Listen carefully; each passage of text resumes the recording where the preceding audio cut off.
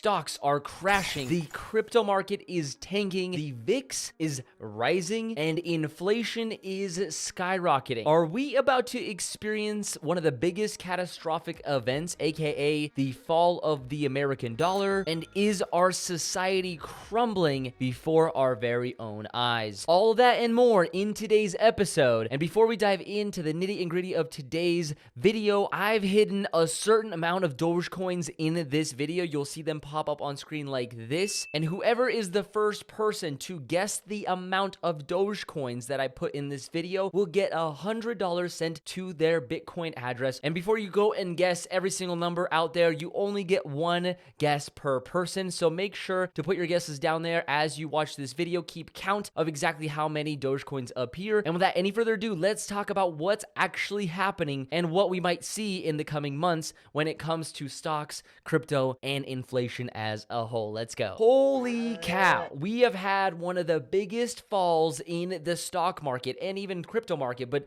as a whole, this has been one of the worst Januaries in record history when it comes to the stock market. And in addition, we've also had a pretty sizable drop in less than a month's time in the crypto market as well, which all of this is definitely raising some bells as to what might happen next. But before we talk about what might happen next and how to actually prepare for what's coming, we have to talk about exactly what's been happening and has led us to this point in time. Well, when it comes to inflation, here are some of the numbers from last year. Oil prices increased 59% year over year. Energy prices are up 30% for the 12-month period. Used vehicle prices are up 26%, not to mention that over 20% of all the United States dollars in circulation were printed over the last 24 months. And all of this is raising a lot of eyebrows, not just in the United States, but around the world as well, especially when one of the biggest investors, Warren Buffett, is sitting on over $140 billion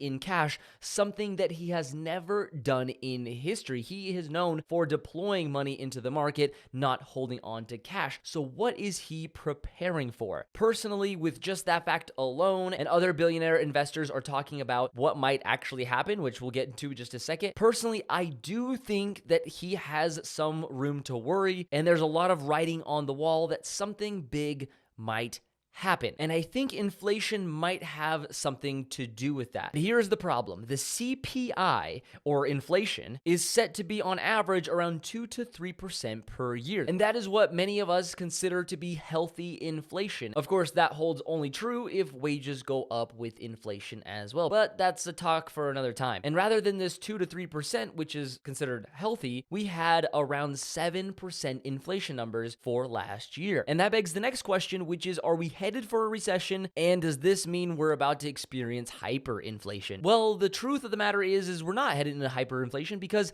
hyperinflation is a definite term where we would have to experience inflation as a country at around 50% per month, which is what would be required for us to be lugging around wheelbarrows full of money in order to just buy bread in just a few months' time. But even if we don't get to 50% per month, I think that 50% per year would be absolutely catastrophic. And it would be especially catastrophic if we didn't see a similar wage growth, which we definitely aren't right now. But honestly, we're not even close to those 50% levels for the year, even considering that these are the highest CPI levels or inflation rate levels that we've ever seen since December of 1990. And to be frank with you guys, I wouldn't expect much less when it comes to inflation rate than what happened last year in this year. But in all reality, it doesn't matter what I or other people on the internet think. What really matters is what the Fed decides to do. And we'll just have to see what their actual plan turns out to be, even though they've already kind of set a consensus of a plan where they're going to increase rates at least 3 to 4 times this year. But again, take that with a grain of salt, because it could go all the way up to 7 times this year and all the way down to maybe just 2 times. But even then, with the rising inflation that we've already seen, people have been scared to put money in the market. And if anything, they've been taking money out of the market. But at the end of the day, should people actually be worried? Is this level of worry reasonable for what's happened so far? And will this worry last into the coming years? And to be honest with you, it kind of just depends. With the rising inflation rates, whales, aka the 1%, might put their money into safer bets, at least for the time being, especially knowing showing that the market was heavily overpriced over the last couple of months. And so while these alarm bells are ringing and the big time investors, which have more money in the stock market and crypto markets than all of us retail investors put together, they will likely hedge their bets like they have been doing, especially taking out positions on the more speculative stocks and cryptocurrencies, which like always will create panic in the streets, flush out retail investors, and then they're able to buy back in for a much cheaper price. As much as we like to think that we're in it for the long term, these people have generational wealth, and with that generational wealth comes a long time of experience of following the trend with what history has taught them. And what history has taught them is that increase in inflation equals great opportunities to come. But if you're truly investing in the long term, the best thing to do would be just a dollar cost average. Essentially, just close your eyes and dollar cost average in like you have been doing, no matter what the price is. And statistically, again, historically speaking, even with that strategy, the compounding effect is working. And closing your eyes, the reason why I say that is because your emotions are then taken off the table, which is what leads to irrational decisions of selling something early before you've actually accrued the gains. Doing your own analysis on the stocks and cryptos that not just have great fundamentals, great track records, but also a cult-like following, those are usually the best investments long term. During fear and a lot of pessimism is when the winners are truly made. Just like when I first started investing in Tesla, for example, there was a lot of fear on Wall Street about what Tesla's numbers and what Elon Musk's rationale is going to look like in the future. We had so many people betting against Elon Musk and Tesla back then, but if you would have invested during those times when everything was scary, you would have walked away with over 1,200% in just a matter of a few years' time. Does that mean we should be selling out of all of our speculative investments and just completely getting out of those positions because they're never going to go up ever again? Well, I'm not here to make that decision for you. Even if you see some YouTuber out there like Meet Kevin selling all of his over-leveraged positions, especially those in very, very speculative stocks, well, that doesn't mean that you need to sell those positions, or it doesn't mean that you shouldn't. But at the end of the day, here is what I'm doing. This is not investment advice by any means. I just wanted to share with you guys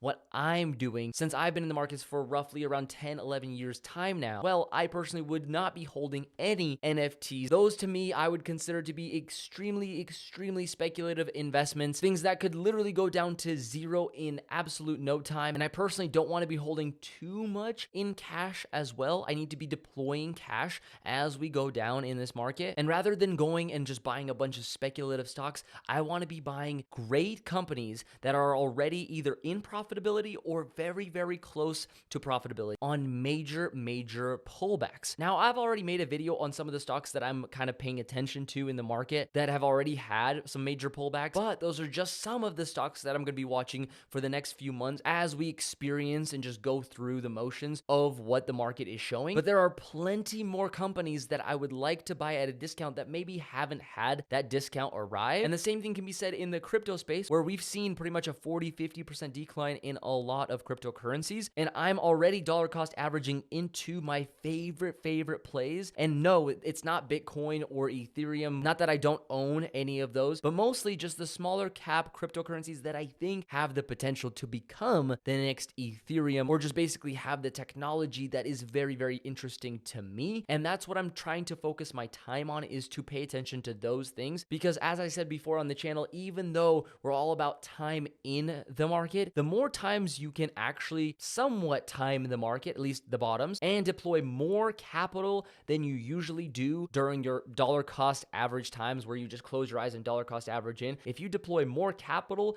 when the market drops, you will be much better off than buying blindly, or even more so, selling when we have these big downturns. So at the end of the day, we might be seeing some very, very discounted stock prices, crypto prices, at least for the short to medium term. And it's very, very important to remember that at some point or another, that all of this money, that 20% of all money that has ever existed that was printed in the last 24 months will come back into the markets. Whether it comes back into the stocks or real estate or cryptocurrency, it will come back because investors want to continuously compound their money. So if you ever want to regain your confidence in the market during a pessimistic time like we are in today, make sure to save this video for a later time and rewatch it, so that way you can regain that confidence and stop fear mongering. Emotional trading and emotional investing investing happens all the time. That's just within our human genes. We cannot control it as much as we think we can. But learning about it like you're doing now and adopting some tricks along the way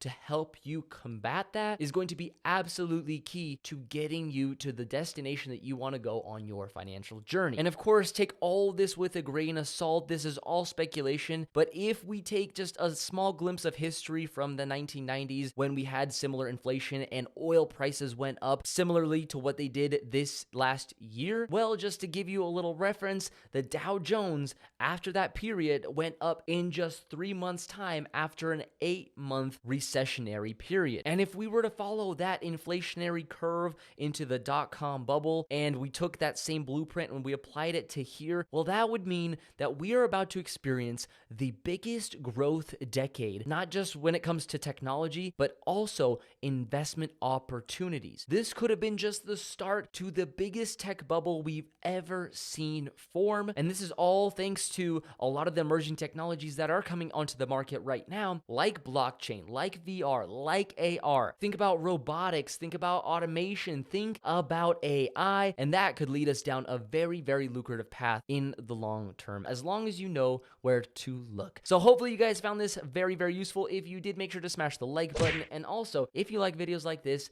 don't forget to subscribe. And finally, remember to put your Dogecoin guesses down in the comment section below for your chance to win $100 in Bitcoin. So you guys have an absolute great rest of your day, and I'll see you guys in the next one. Peace out.